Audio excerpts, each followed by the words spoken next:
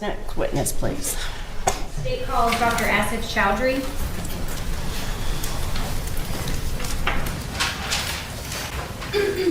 Can you raise your right hand for me, please? Do you solemnly swear or affirm the testimony you shall give will be the truth, the whole truth, and nothing but the truth, so help you God? Yes. Okay. Can you state your name and spell it?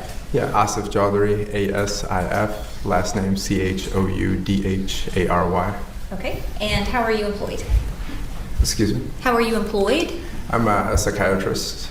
I'm in private practice. All right. And prior to being in private practice, how were you employed? With Wellstar.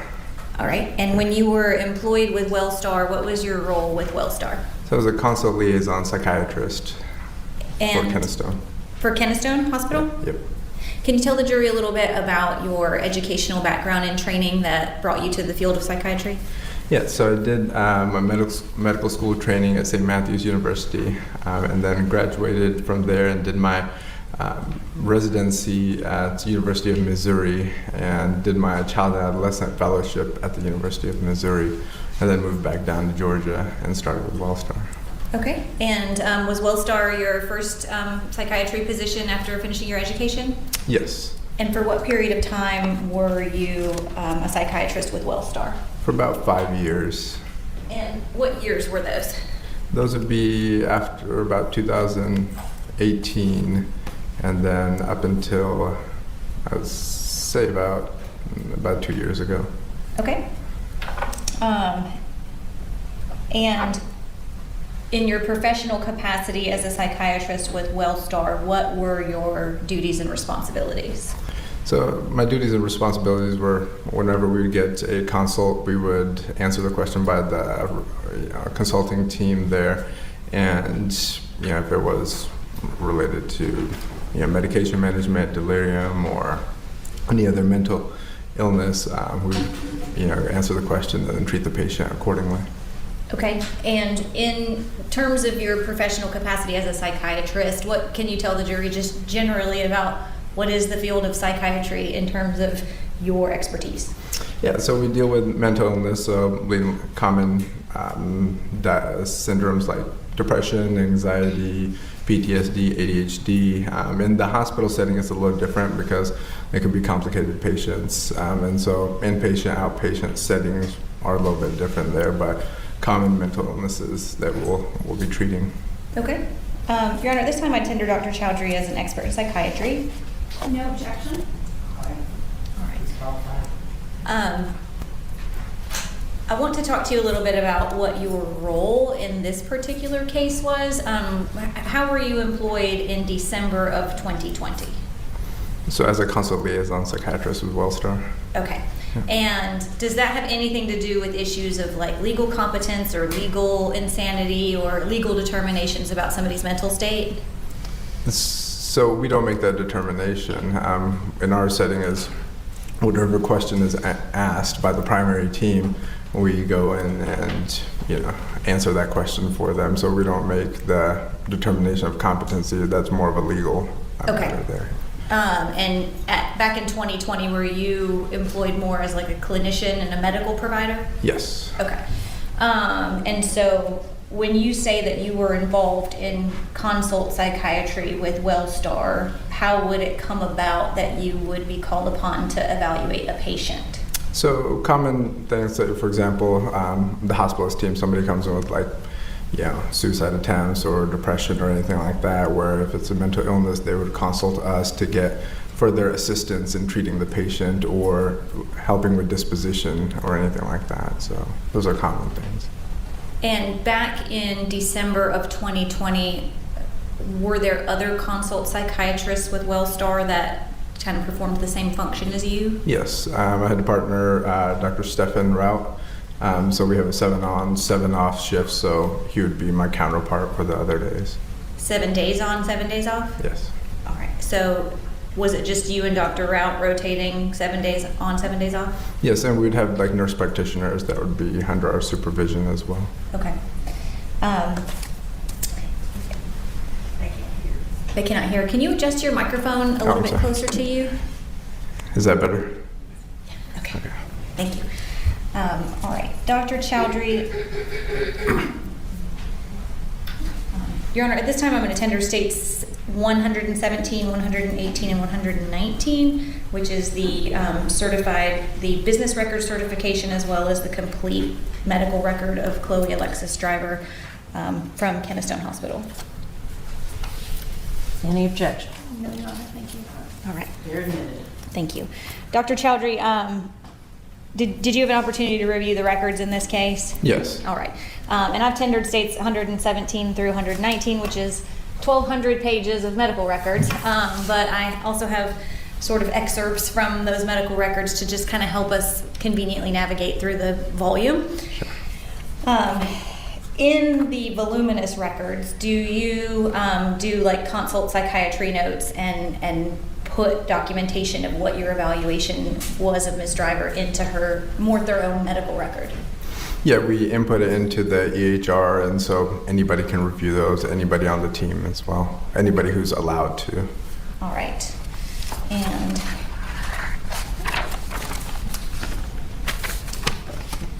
I'm going to, Your Honor, I think just the easy thing to do would be to just tender all of these states 120 through 127, which are just excerpts from the complete record that has already been admitted by business record certification. Any objection? Yes, I will reference them as we go. All right, so states tendering All right. 120 through 127. Are admitted. Thank you, Your Honor. All right, Dr. Choudhary. I first want to, all right, Doctor, I'm going to hand you a physical copy so you can see what is up on the screen. Sure, thank you. What is states 120? Excuse me. What is depicted in this exhibit? So this is my initial consult note.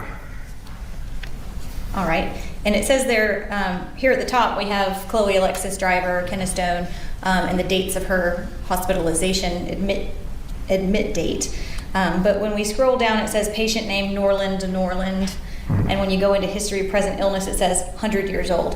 Why is that designation in there? So that's more of a hospital system kind of policy there, where if they have a trauma patient, they'll put a random name and a birthday or the age if they don't know, for Okay. multiple reasons. All right.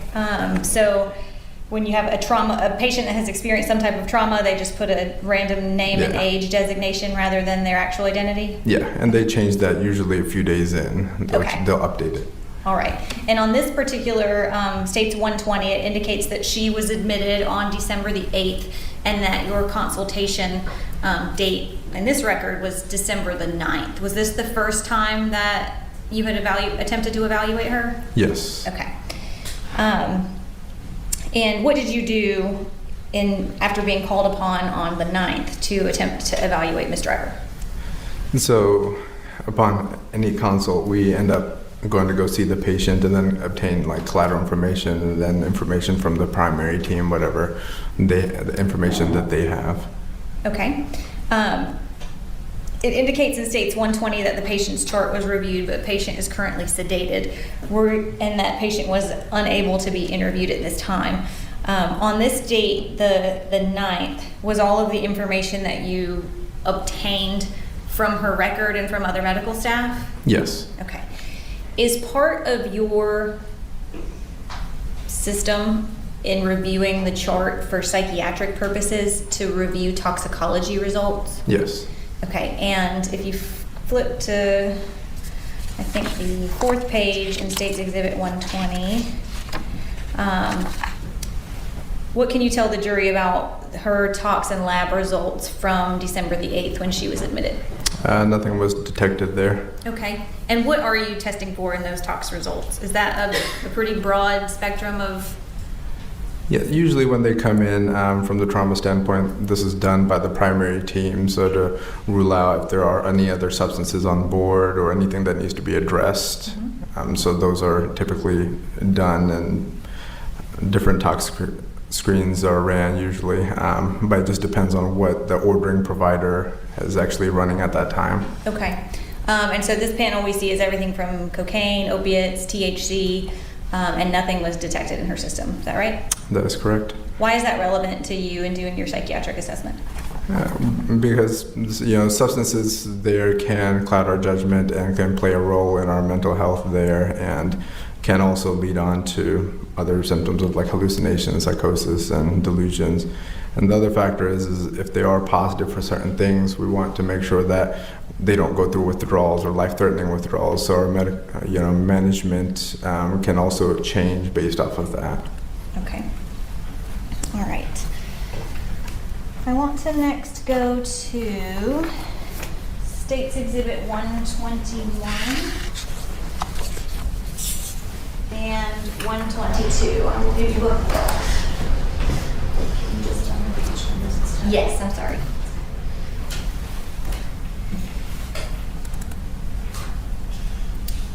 States 121 starts on page 51 of the medical record. All right. Dr. Choudhary, what was the date of your next evaluation of Ms. Driver? So based off of this, 12/10. Okay. So this was 2 days after she was admitted? Yes. All right. And you put in there chief complaint. How do you designate a chief complaint, and why is that in quotes?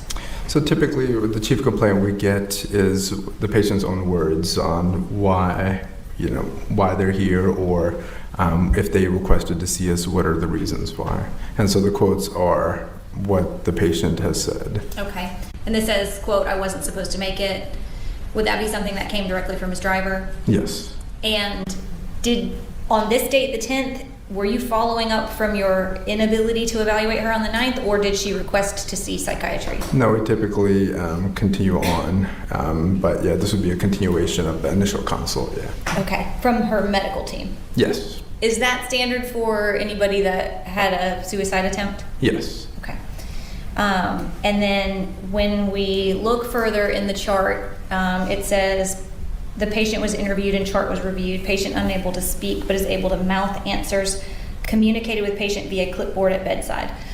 What can you tell the jury about what her condition was in terms of her ability to communicate? So she was not able to actually verbally communicate during the interview there, but she was writing and mouthing her answers. Okay. And in this, on the second line of the subjective area, you wrote, the patient was linear and was able to provide details on the events that took place prior to being hospitalized. What does it mean when you state the patient was linear? So is that her thought process was more focused and kind of orderly there, so that's important if, collecting the history. Okay.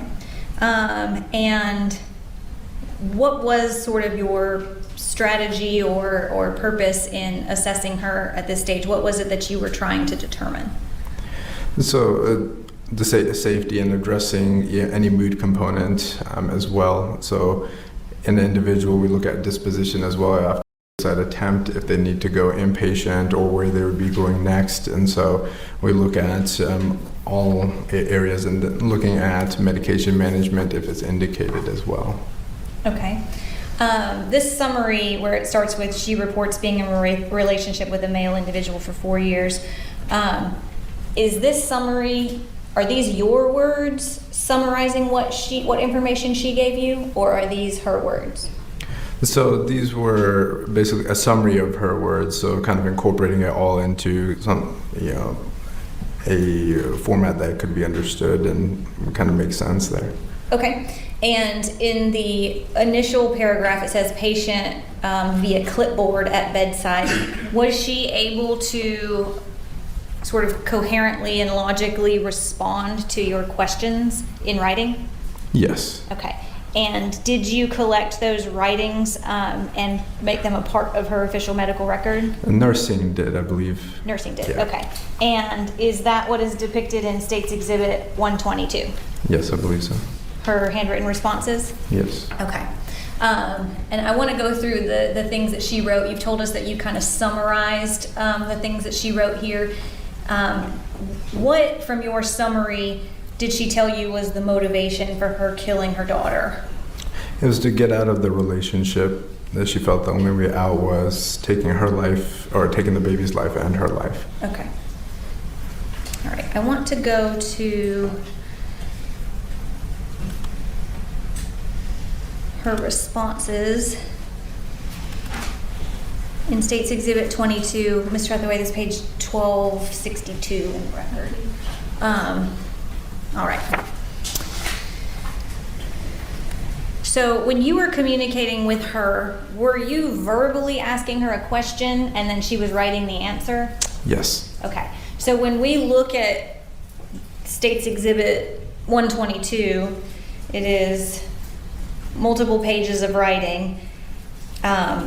Did you document anywhere what question you had asked that prompted these answers?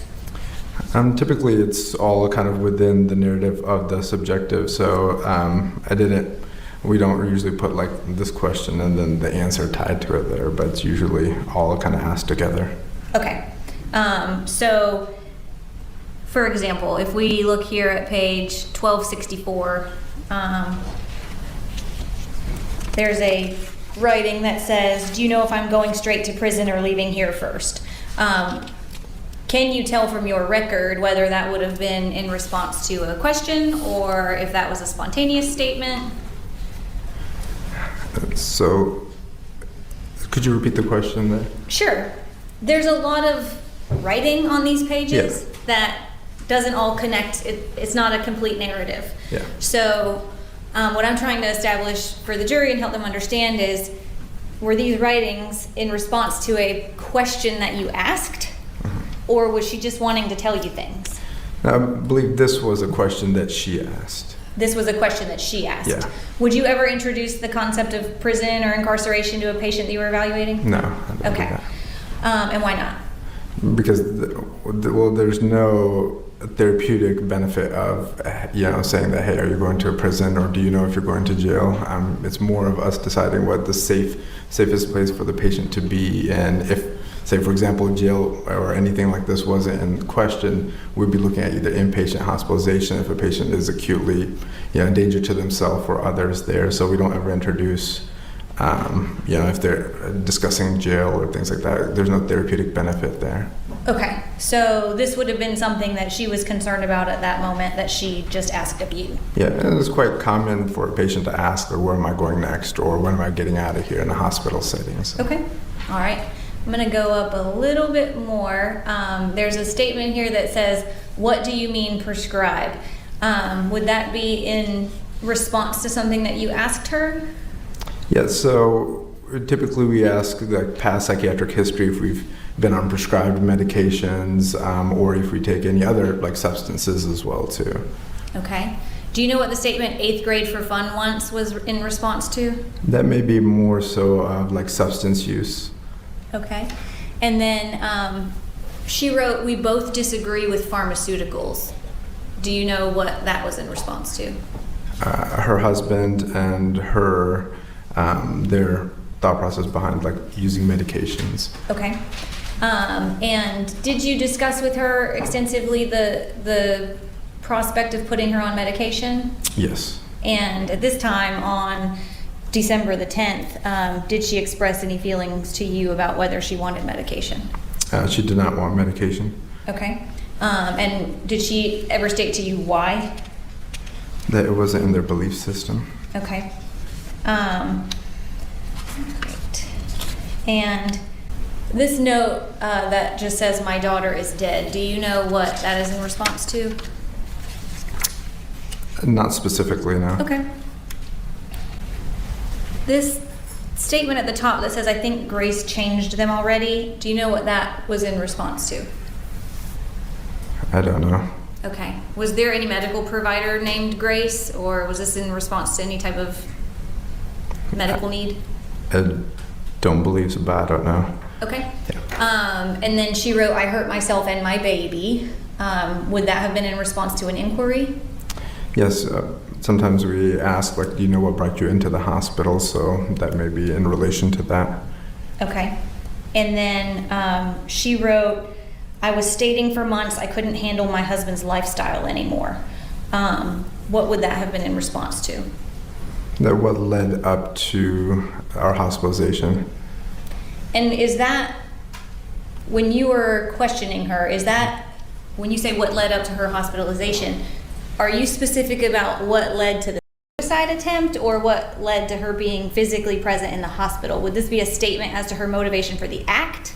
So the goal is to kind of assess the timeline of what has been going on, what kind of led to our present moment of being assessed at that time. So why are they in the hospital there? So a lot of times patients will kind of give a timeline of, hey, I've been feeling depressed for some time, or these symptoms have been going on for some time, and now I'm here, secondary to numerous different things. Okay.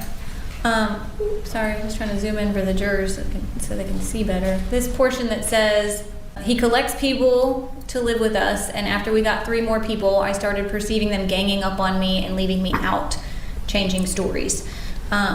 Would this have been in response to a question or about her mental state? Do you have any recollection of sort of how all these pieces of information fit together in response to what question? I do not recall Okay. what the question would be. All right. There's multiple pages of writings here. I want to talk to you about this portion at the bottom where she wrote, for the first 2 years, not so much because it was just us traveling. But once he got people listening to him more, I started feeling scared and was begging for attention for us to be with baby. Do you know what that was in response to? It was likely asking if you felt safe in the relationship. Okay. And, or if there was any safety concerns. okay. And so she indicated that that things had changed because there were more people in the group now, and she had been begging for attention for her and him to be with the baby? Yes. Okay. And then over here on the side, do you know what this note was in response to that says, eventually within the last 2+ months I started taking CBD and I was becoming paranoid? So I'm not sure what that was specifically in response to, or if it was just a statement that she was making in regards to asking about substance use. Okay.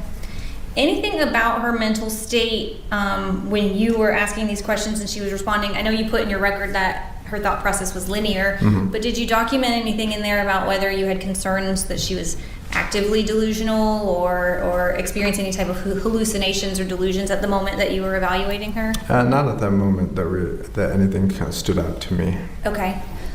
Did she seem coherent, capable of understanding your inquiries, capable of giving logical responses? Yes. Okay. Did she describe to you, and I think you kind of summarized it in States 120, did she describe to you sort of the back and forth of her wanting to leave the group and coming back to the group? She did talk about her inability to leave, or the hold that the other individual had on her. The hold that he had on her? Yeah, in the meaning of like where she couldn't leave the situation. Okay. And I think that you put in your summary of her motivation for the act of her harming herself and her daughter is that she felt like that was her only way out. That is correct. Okay. And this portion at the top where she said there was no escape for us, was that consistent with sort of your overarching summary that that was her only way out? Yes. Okay. All right. And then this portion where she said basically he's supposed to marry 1,000+ wives, take over the world, and there's only 169,000 living souls. What was this in response to? So this may be in response to asking more about kind of the environment that she was in and their belief systems. Okay. So this portion here, if we go down a little bit further, it says, turned me into really mean and cold for the righteousness of the Holy Spirit. Then it was just us, but then once he got people, he flipped almost all the info he fed me in the beginning. Do you know what this was in response to? So it would be more so of what their belief system was and what she was being, either told or told to believe. Okay. And did she express that things changed for her when more people joined the group? Yes. Okay. This portion right here, this paragraph that starts with "I was not supposed to live," do you recall if this was in response to a question? Yes, it may be a response to, are you happy to be alive? Okay. And she indicated I was not supposed to live. I wanted to be with her because I do believe I'm too crazy at this point to go on, especially after killing my own daughter. What is this portion that says, "I'm pretty sure I was, though, when I asked sometimes they'd confirm lights flickering"? What does that mean? Do you have any recollection? So it may be related to having any sort of hallucinations. Okay. And when she wrote they'd confirm that lights were flickering, do you have any idea what that meant? Or it may be more so of like she was seeing things and confirmation by others in the home that yes, that is actually happening. Okay. And this says, "I have several times. My big attempt was just a week ago." Was this her describing sort of her thoughts surrounding her her inability to leave the group? Yes, I believe so. Or it could also be in relation to if we've had previous suicide attempts. That is a question we typically ask as well. Okay, so you don't know if this was in reference to an attempt to leave or a prior suicide attempt? Yes. All right. But based off of that, it does look like Bat trying to leave the situation. Okay.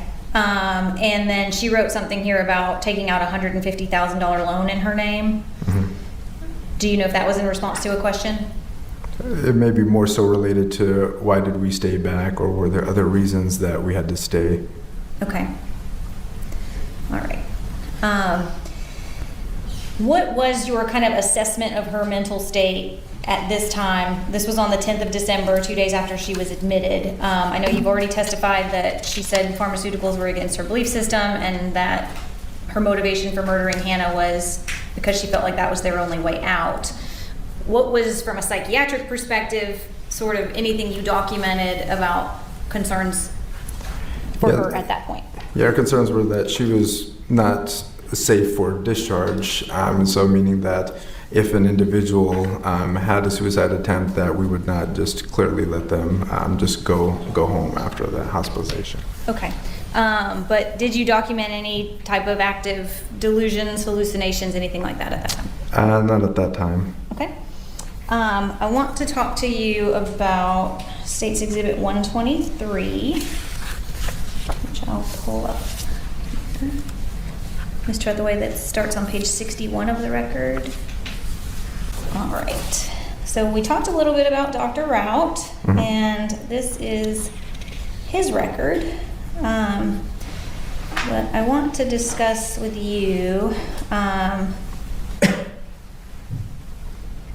this note here on page 61 of the record. It says patient is able to mouth words but withdrawn with poor cooperation. She is not interested in medications or therapy and reportedly has beliefs that are counter to allopathic treatments and mental health treatment. Was this documentation by your counterpart, Dr. Rout, consistent with the information that she provided to you on the day before, the 10th? Yes, I believe so. Okay. And then under medication plan and recommendations, did he document continue to hold off on meds, patient refusing? Yes, that is correct. Okay. All right. And then this last portion, can you read the portion under subjective current status? Where it starts from withdrawn. Yes. Okay, withdrawn, flat, poor eye contact, does not cooperate to write for interview, just intermittently mouths responses, not interested in talking, taking meds, or participating in therapy, still wishes she had died with her daughter. Okay. And I'm handing you State Exhibit 124. Tell me what that is. So this is a progress note. And is that a progress note from you assessing her? Yes. I'm sorry, page 84. Yes, it is. Okay. And tell me, after yourself and Dr. Rout had evaluated her, obviously you got the bulk of her responses and writings in her initial workup on the 10th. What is the procedure for continuing to go back and assess and evaluate a patient like Ms. Driver? So, excuse me. So based off of acuity and like what it comes down to, like medication management, we may see patients frequently, like every day, every few days, until we sign off on the patient. So it all just depends on the severity of her symptoms. Okay. And was this follow-up consult on the 14th primarily about whether she needs medication management? Yes, if somebody is refusing medications, we'll still follow up to offer those services or other therapeutic interventions like bedside counseling as well. Okay. And did she avail herself of any of that? She did not want any medications. Yeah. Okay. And what did you document under your subjective current status on this consult on December the 14th? So would you like me to read that? Sure, yeah. Okay. So a patient is trached and has a difficult time responding, however, is able to mouth answers. She denied suicidal ideations, homicidal ideations, auditory and visual hallucinations, and discussed again if patient would be agreeable to start medications. She refused and stated that she didn't want to be on anything based on her beliefs. No acute concerns noted by nursing staff and officer with patient. Okay. And was there anything about her mental state at this time that was different from when you initially assessed her on the 10th, or was she substantially in the linear, capable of following your inquiries? Yeah, it was similar. Similar? Okay. Yep. All right. This is not your note, but all the records are in. Okay, this is a progress note that we see here on the screen is dated December the 18th of 2020, which is 10 days after her admission to the hospital. Can you read, starting with patient refuses, in terms of what the progress note was from her care? Yeah, so patient refuses all medication, crying, repeatedly saying, I just want to go back, I just want another chance, I'll be good. Patient refuses any medication for relaxation. Okay, and was this by the nursing staff? Yes, okay. I believe so. Okay. And hand you States Exhibit 126.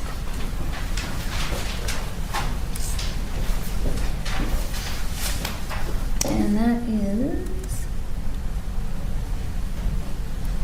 starting on page 102. You put on here chief complaint, I need to rewind back. What can you tell the jury about this consultation on the 18th with regard to when Ms. Driver learned she was being charged with murder? So based off of this, there is notable decompensation from my previous visits with her. Okay. And you put in there she was told yesterday about her charges and decompensated. Mm-hmm. And so between the 8th and the 18th, did you attribute her decompensation based upon your consultation with her team to her learning of the charges against her? Yes, that's what it appeared to be. That was the only change at that time. Okay. And what did you document about any delusions that she had at that time? So based on this note, but the patient is delusional throughout the interview. She's fixated that we are living in hell and that we are all actors. She says that this is a movie playing and that we can rewind from the beginning. She states, when you die, you don't really die. She was pressured and anxious, excuse me. And Okay. she was told yesterday about her charges and decompensated. All right. At any time, did you ever either hear her, was she able to speak at this time? Had her trach been removed, do you know, or was she still communicating with you in writing? She was able to communicate at this time, I believe. Okay. And so the delusions that you documented are that we are living in hell, that we are all actors, that this is a movie playing that we can rewind, and that when you die, you don't really die. Did she articulate at any time any delusions related to the baby or her daughter? Not based off of this note, no. Okay.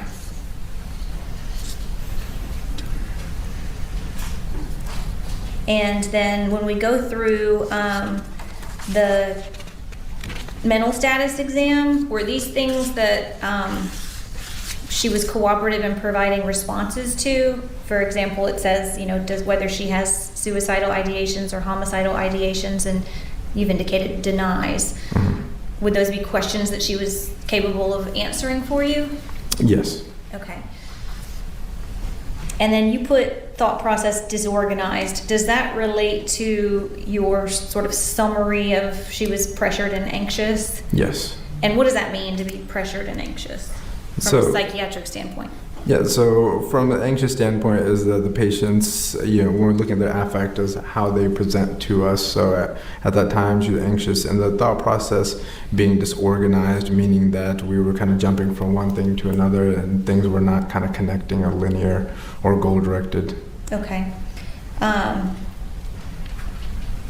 And based upon your and Dr. Rout's, well, let me ask you this. When you said you and Dr. Rout were 7 days on, 7 days off, That's correct. and from these records, we know Ms. Driver was hospitalized from December 8th until December 22nd. So between December 8th and December 22nd, would it have been a consistent 7 days on, 7 days off with you and Dr. Rout?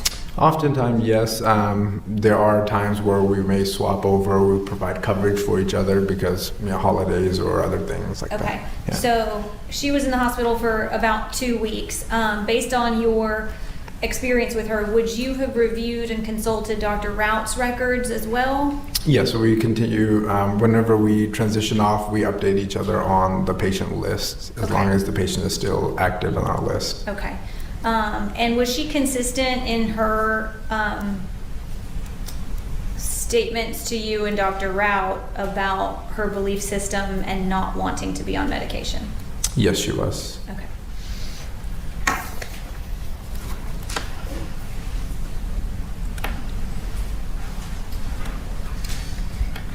And then States Exhibit 127. I know this is not your note, it's a physical therapy note, but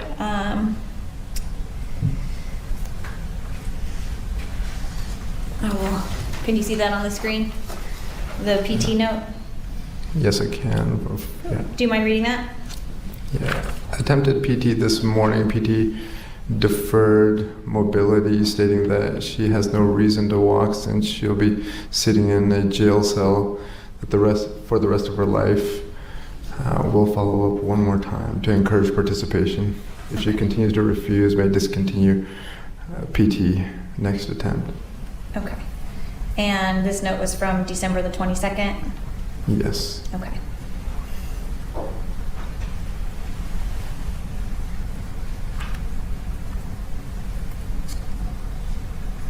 And beyond sort of assessing her initial mental state and counseling her about medication options, which she refused, was that your limited role in her treatment and care? That is correct. Okay. Have you had any involvement at all in the legal proceedings or the legal side of competency, sanity, any of that? Nope. Okay. Is that your wheelhouse, so to speak? No. Okay. All right, good afternoon. Good afternoon.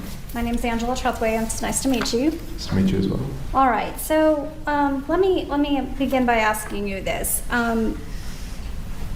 When you conduct your mental status exams, you are relying on a patient to verbalize or communicate with you in an accurate manner, correct? Yes, we're looking at that, yeah. Okay, so it's in your experience, can somebody actually be experiencing auditory or visual hallucinations and not report that to you? Yes, that can happen. Okay. And that wouldn't be something that you would find inconsistent with treating a psychiatric patient? Repeat that one more time. So, do you find it fairly common that a psychiatric patient may not accurately report the actual symptoms that they're experiencing? When it comes down to specifically hallucinations or just in general? In general. Yes, that's possible. Okay. So it's entirely possible that in any of your examinations of Ms. Driver that you were relying on her to be accurate with you, and that's how you proceeded, correct?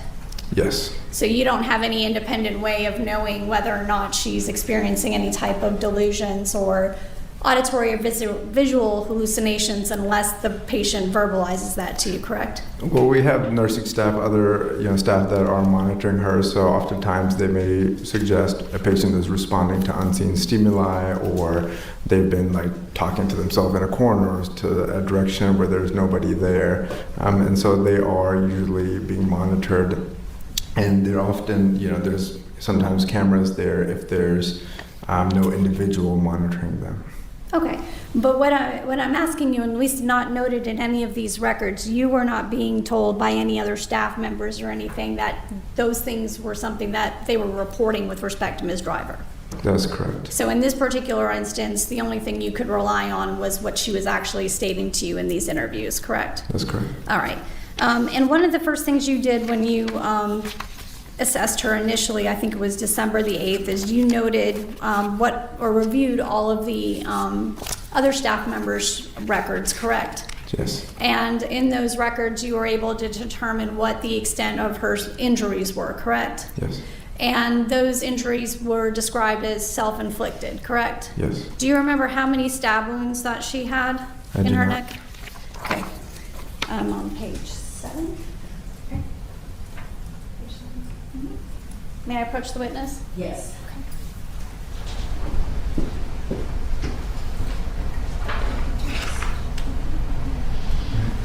So 5 stab wounds. Okay. Do you remember if there were any other additional wounds to her that you recall? I do not recall. I'm going to take that for you. Thank you. Are you tendering that or? No. If the medical records reflected that she also had a stab wound to the chest, you don't have any reason to dispute that, though, correct? That's correct. Okay. And you also noted in your initial assessment of her that she actually had scars or marks on her own wrists. Is that correct? I would have to look at those notes. I don't recall. Okay. You indicated once that a patient would be stable, that there would be somebody that would sign a 1013. Can you explain what a 1013 is? So 1013 is an involuntary hold. So if somebody is, say for example, suicidal, that we would be holding them in the hospital so they don't have the right to leave. Okay. This is page 1261. We're on 4. Okay. I'm marking this one as defense exhibit number 4. May I approach the witness? Yes.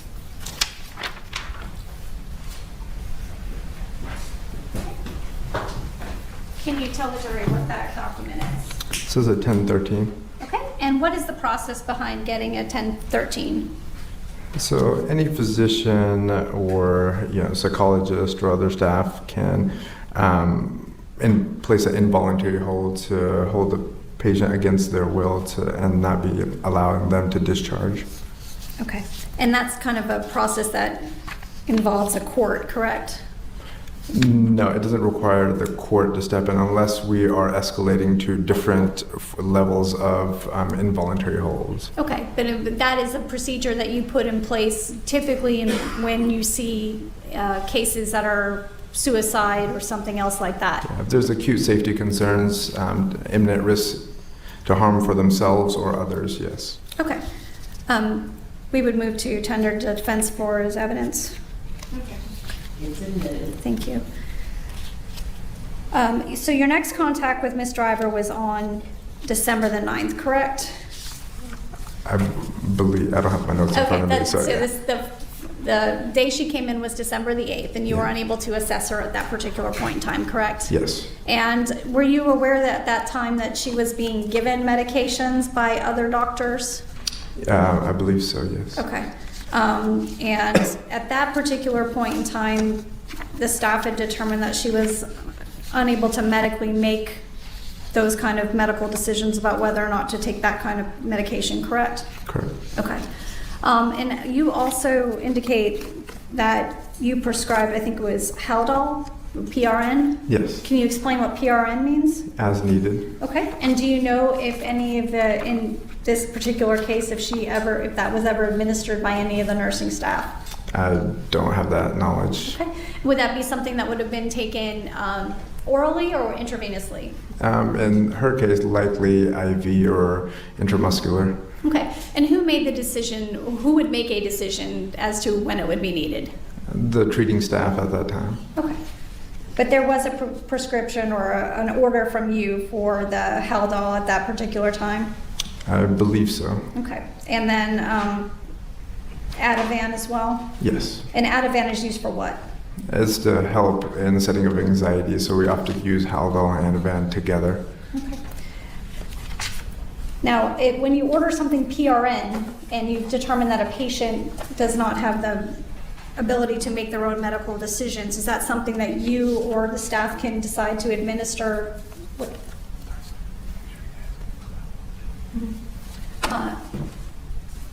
That you could administer, have any staff member can administer without getting permission of the patient? Yes. Okay. And what's the purpose of Haldol? What does that treat? So it's a first generation antipsychotic that we utilize in agitation. We use it in schizophrenia as well, or other mental illnesses. Okay. And you already said that Ativan is for like anxiety or anything else related to that. Okay.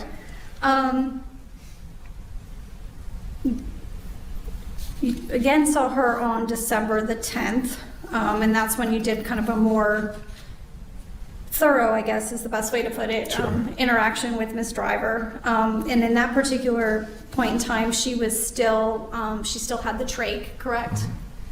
I'm sorry, you have to answer out loud. Yeah, I believe so, yes. Okay. And then still was taking the pain, being administered the pain medications, and to your knowledge?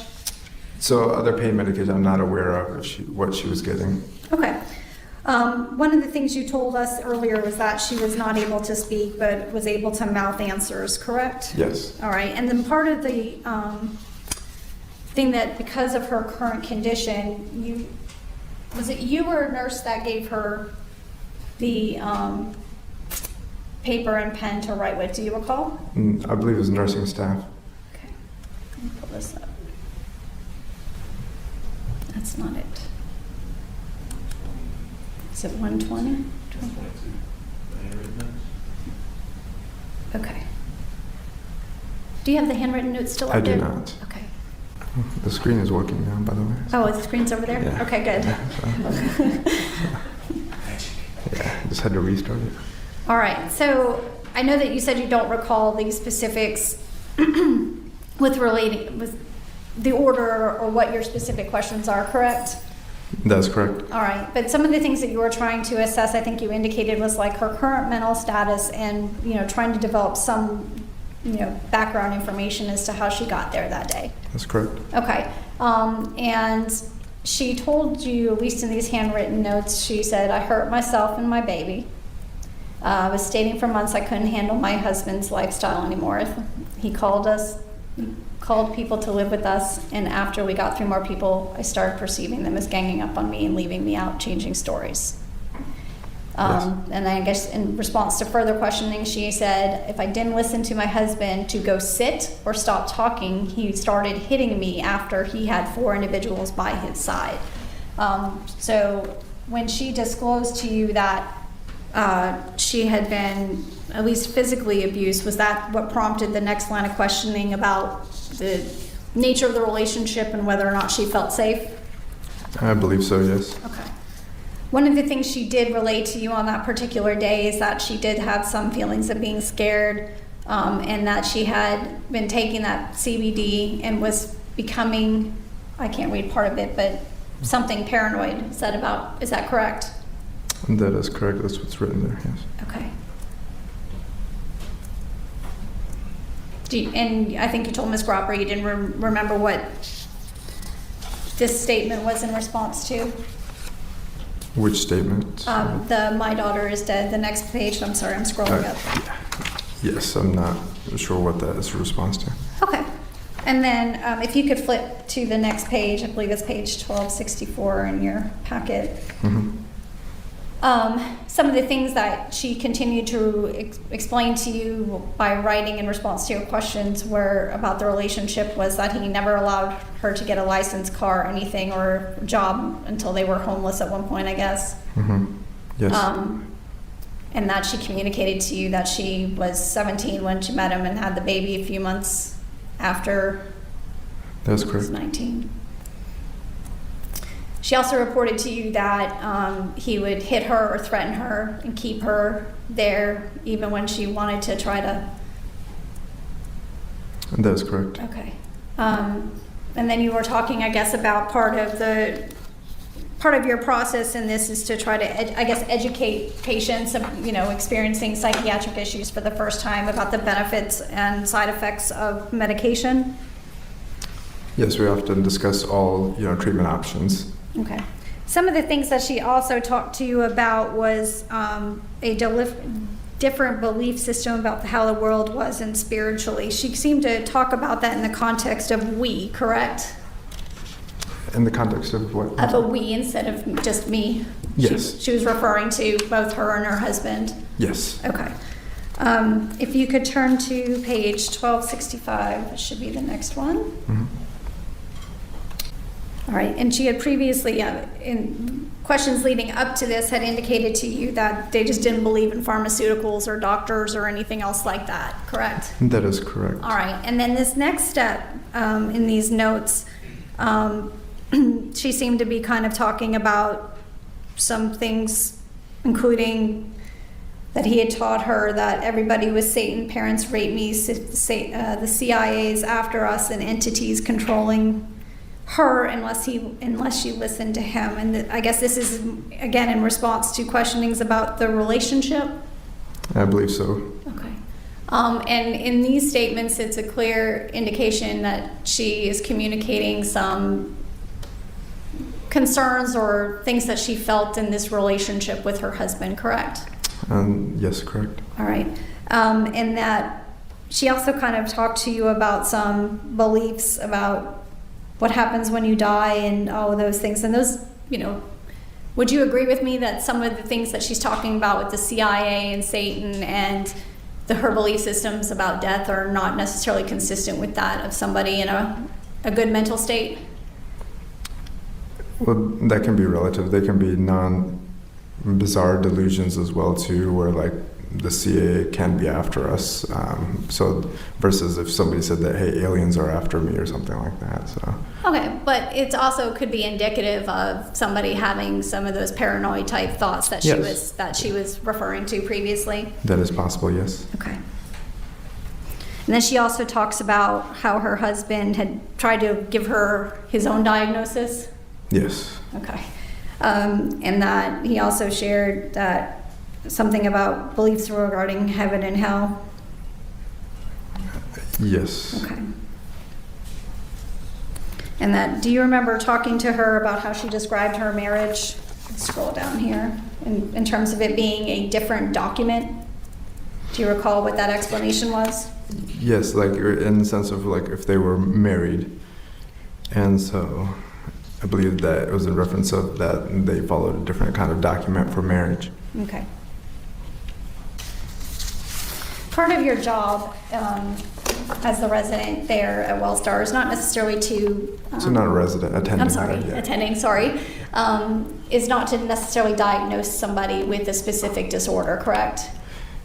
So as the council liaison, it's more addressing the underlying, the question that is asked by the primary team, but we do try to provide a preliminary diagnosis of what we believe the patient may have at that time. Okay. And some of the things that you talked about in your notes or your records here is that you had concerns that there was an adjustment disorder with mixed disturbance. Can you explain what that means? Yeah, so the adjustment disorder meaning that there has been recent stressors that the patient has been exposed to. And so it was a diagnosis that we put down preliminary. Okay. And you also noted the physical and emotional abuse victimization? Yes, based off of the history that was presented. Okay. And that some of the things that you felt needed further consideration were the PTSD, which is the post-traumatic stress disorder. That's correct. And then an unspecified depressive disorder, correct? That's correct. But you continued the Haldol, PRN, and Ativan as needed throughout this process, correct? That's correct. Okay. You would agree with me, Dr. Choudhary, that a person's psychiatric condition can vary across different points in time and intervals, correct? That's correct. Okay. And if somebody is not being actively treated, i.e. refusing medication, that can still continue to happen even though you're seeing that patient consistently over the course of their hospitalization? Yes, we can. Okay. So the fact that someone doesn't report auditory or hallucinations or delusional thoughts initially doesn't mean that that can't develop or progress as they continue to be hospitalized, correct? That's correct. All right.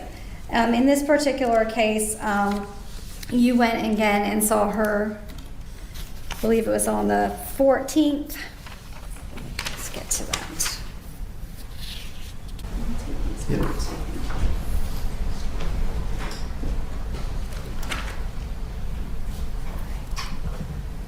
On this particular one is from December 14th, and at that point in time, you did another mental status exam, correct? That's correct. And at that particular point in time that you indicate she was denying any type of suicidal or homicidal ideation or the hallucinations, correct? Correct. Still didn't want to continue on any kind of medication. That's correct. And that, again, all of those things were something that needed to be self-reported, right? That is correct. Okay.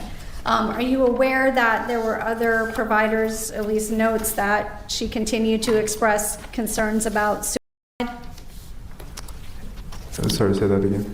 Around that same time, were you aware that she had continued to express concerns about or desires to commit suicide? I'm not aware of that. Okay.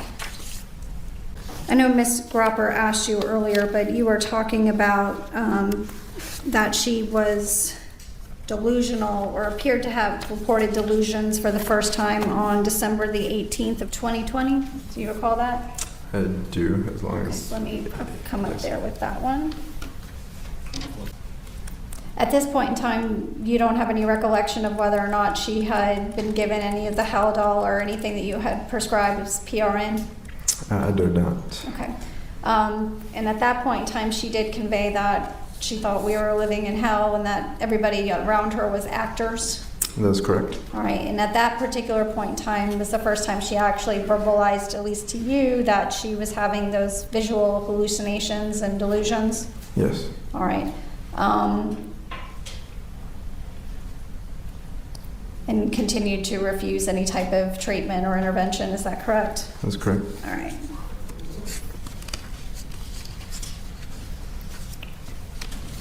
Do you recall reviewing any notes in this particular case about her discussions with any of the other providers, like the speech language pathologist or anything else like that? I do not recall. Okay. Okay. This is page 205. I'm sure you'd very like to read into the record. Can you read to the jury and the members of the court what the patient's verbalization was at that particular point in time? Patient verbalizing, "Let me die, please let me die. I want the world to start over, I want my baby. Everyone out there hates me and wants me to suffer." Patient alternating between intense crying and completely flat affect in an instant. Okay. Thank you. I don't have any further questions. Thank you, Dr. Choudhary. Redirect? Dr. Choudhary, I just wanted to follow up on something Ms. Trethewey asked you. She was talking to you about delusions, and she asked you specifically about the notation of her thinking that the CIA was after them. And your response was something to the effect of, like, not necessarily, it's not the same thing as if she said aliens were after them. Can you explain that a little bit for us? So yes, we can have different kinds of delusions. So there could be non-bizarre or bizarre delusions. Like we could feel like, hey, my house is tapped, which could possibly be, versus something that would be out of character, like, hey, there's another entity around the world or something that's spying on me or things like that. So delusions can be different kinds. Okay, and what is a delusion? A false fixed belief. Okay, a false fixed belief. And if somebody has a untraditional worldview, is that necessarily a delusion? No. Are you familiar with the people that call themselves flat earthers? Yes. Okay, and they have whole conventions of like tens and hundreds of thousands of people that think the world is flat? Yes. Are all those people delusional? No. Okay. And in your field of study, is it difficult to assess what is a genuinely held worldview versus something that's a delusion of the mind? Yes, it can be difficult. Yes. Okay. I have nothing further. Thank you. Okay. Any further cross-examination? Quick question. Dr. Choudhary, you'd agree with me that the CIA generally doesn't follow the average person, correct? Yeah, I would agree with you. Yes.